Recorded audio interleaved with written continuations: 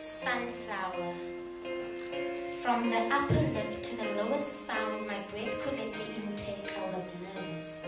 And you were confused for days, so I made up for what we both thought was an awkward moment at the time. Teach me how to kiss is not what I meant to say, was teach me how to kiss you.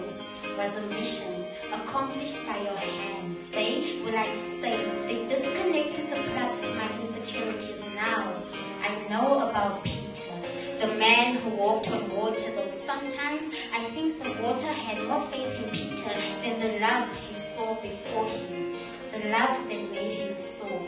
Like me, I practically threw myself at the first sight of love, but this is not a poem about me, this is a poem about love.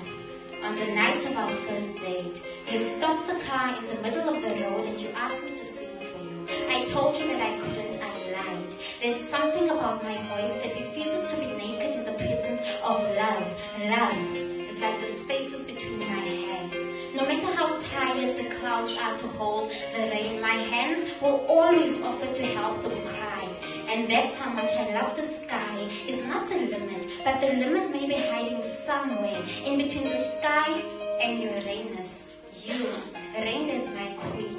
I've never said goodbye through my ribs before, but last night, when you told me that it's over, I could feel the cages of my ribs breaking. I could feel the cages of my ribs pulling against each other like two rib cages that were broken out of proportion after being told that it's over. There are dark spots in the soles of my feet that resemble the color of my skin. So whenever you read my story, you will know that I've always been this beautiful bundle of joy, a colorful collection of everything, a sunshine of rays burning down my face every time I cry loud enough to be broken enough to be loved from scratch, starting over. It's like burning a house inside the spaces of my body where blood never flows, where poetry never goes, a concrete puzzle of pain.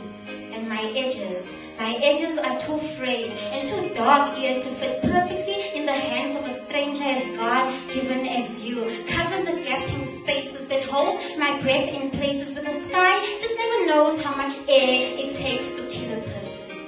Breathing is not an effortless luxury anymore. I smile about it. Sometimes my eyes are like caves to the corners of my mouth. On days when my cheeks feel like stretching into similes, mixing feelings on papers that resemble disloyalties of lovers I had before you. I cried when we met.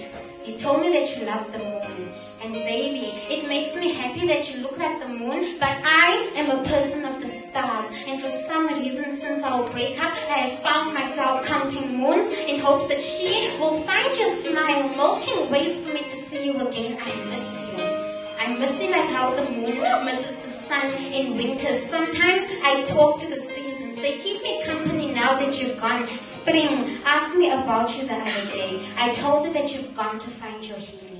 When people heal away from each other, it hurts. I know that I am a summer camp of laughter. I giggle into space until galaxies and wishing stars wish to never ever fall in love again. My dreams are a constant reminder of the times you were told that I am a typo. Look at me now through the eyes of a kaleidoscope and tell me, how many shapes of me do you see?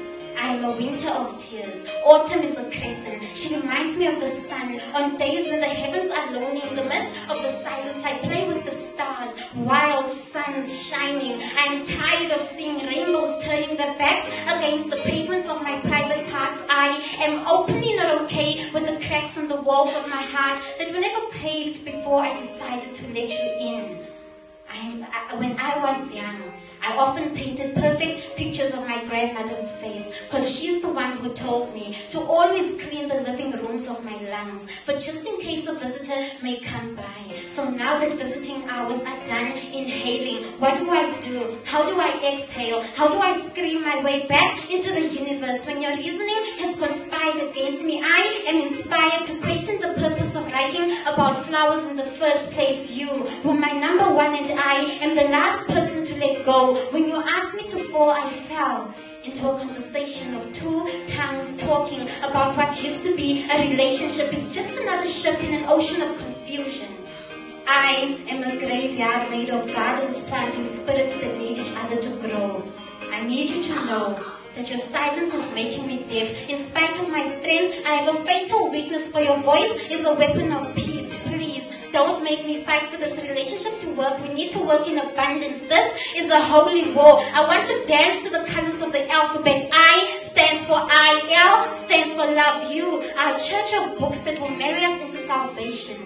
Your echo appears 1,000 milestones away from home. I have digested your bruises the same way I devoured your laughter. Even the stains I inherited when you left have blemished my ability to love another woman neatly. There is no human bridge to revive the sparkle that once brightened my eyes. Even the affections of another man are not powerful enough for me to reach the seams of my sorrows. I will never, ever, ever cleanse away the remains of your betrayal. All I want is an apology that is meaningful enough for me to fall in love